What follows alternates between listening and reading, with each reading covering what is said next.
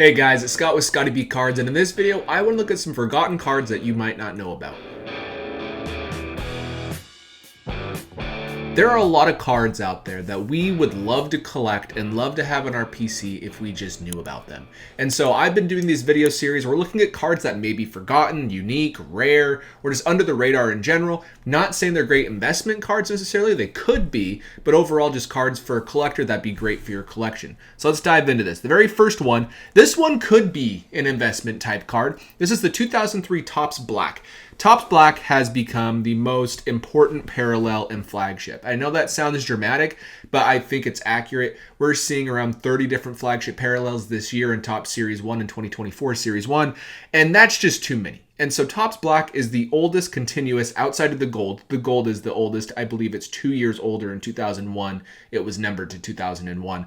But Black was introduced in 2003. And the reason this is important is because we've had Black every single year continuously, plus it looks fantastic. So a lot of the biggest cards out there are the Black parallels of a lot of different rookies. A great example of this is of Max Scherzer and Clayton Kershaw in 2008. We also have like Buster Posey in 2010. We have Mike Trout, Paul Goldschmidt. We have Jose Altuve in 2011 and so forth. Bryce Harper 2012, Nolan Arenado 2013, Mookie Betts 2014, and so forth. Every single rookie since 2003, if they are in flagship, they have a Black parallel. And because of that, the set has become iconic. So that's where 2003 comes into play. 2003 is important is because it's the very first year introduced. And for a lot of people, it is a fun chase, especially in a decent condition because these cards do get beat up. So that's my first pick. I love this set. I have a Larry Walker. I think I have a Todd Helton somewhere, but I know for sure I just bought a Larry Walker on ComC. Great cards, fun to look at, fun to own. Next up is 2015 Topps Chrome Gallery of Greats. So there are multiple parallels in Galleries of Greats. I'm calling out the gold, but obviously we can look at different lower numbered parallels as well. It is a good checklist. There's a lot of names that are good for collectors like Giancarlo Stanton. We have Jose Altuve, Mike Trout, Clayton Kershaw. Jeter might even have one. A lot of really good players, a lot of not as great players, which is interesting, but that's okay because it's fun for collectors like myself who might have a random player you look for. This could be a set where you can identify that player and collect them. I think like Troy Tulowitzki has one, Andrew McCutchen, and so forth.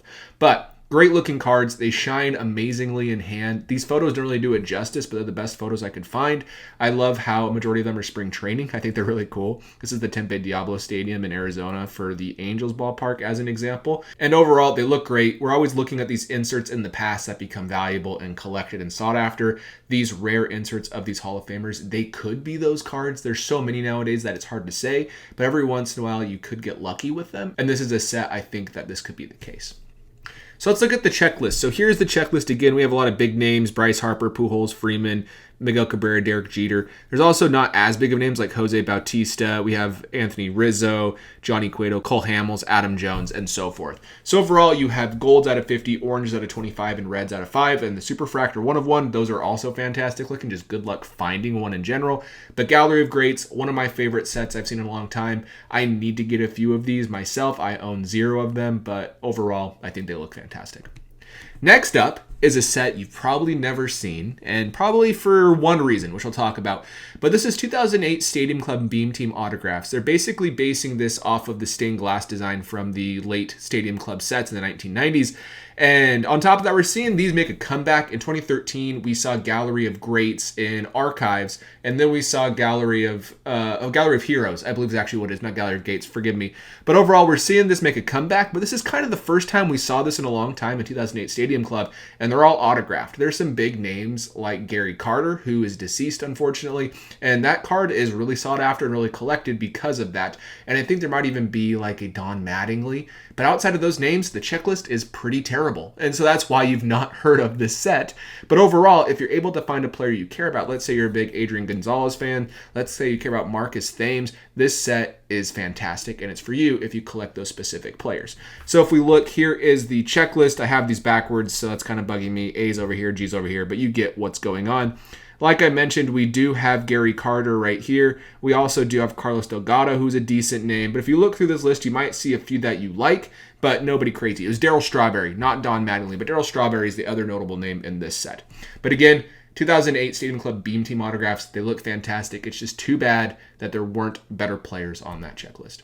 After that, we have Topps Gold Label Gold Prospect Relics. I think people might be aware of these cards because they're being produced currently right now and consistently right now, but a lot of people might not recognize them. And I always think it's fun when Topps or Panini or whoever embeds pieces of diamonds or gold in the cards. And I think it's really cool to see like a Julio Rodriguez rookie card numbered to 5 with a piece of gold, a gold nugget. I don't know, something about that just makes the card feel more valuable because there's actually intrinsic value versus just no actual value in general. It's fun to see there's even autographs to like O'Neal Cruz over here. We have Shohei Ohtani number to 5. That card's actually really good looking with a piece of gold. And then the Julio Rodriguez rookie card. I prefer the vertical and not the horizontal, but overall there are great cards. There was a 2019 Tatis that I think is sweet. It's his rookie card. I wish that these existed for like Mookie Betts or players I collected that were prior to this year. I believe they were introduced in like 2018 or 2019, but overall really fun set if you like gold and you like mixing the two. I have no idea if these will ever have more value in the future because they are kind of weird and it takes a specific person to want them, but they are fun, unique, and I think collectible cards in general. And lastly is the 2003 Ultimate Collection Dual Patch Set. This set is cool. This set is fantastic. A lot of times I think it's undervalued. These patches are of Hall of Famers and just overall fan favorites of the late 1990s and early 2000s. We can see right here Scott Roll and Albert Pujols dual patches. This is part of the Cardinal and another just chunky patch from Pujols jersey. Plus we have over here John Smoltz and Greg Maddux. Look at that patch on Maddux. Then we have A-Rod and Nomar. Those two were kind of together throughout their entire careers before Nomar got hurt. And it's just fun to see that. And the checklist is strong. Like an Albert Pujols Ichiro duel, that's awesome. I would love to own that. They go for quite a bit, those ones in particular. But some of these you can get for around 50 to 60 bucks if you get lucky in auction. So just something to keep your eye out for if you collect any of these players. Like here's a Griffey and a Palmeiro. That's pretty awesome. Griffey and Dunn, not as awesome, but still cool. Chipper Jones and Andrew Jones, that'd be cool for a Braves fan and so forth. So overall, just check it out. I need to pick up a Helton Tome eventually. I missed on a couple of them. But I just wanted to point this one out because if you do enjoy a little bit older cards, early 2000s, forgotten sets from that era, this is a fun one to target and collect. But other than that, those are my 5 sets that I wanted to highlight today that I think are interesting, fun, forgotten, and slept on. Let me know in the comments down below if you agree or disagree and which sets you would like. Also, please let me know if there's any sets you want me to highlight in the future. I always love to see if there's anything that I haven't seen that I can highlight to everybody else. But other than that, thank you for watching, and I will see you in the next video.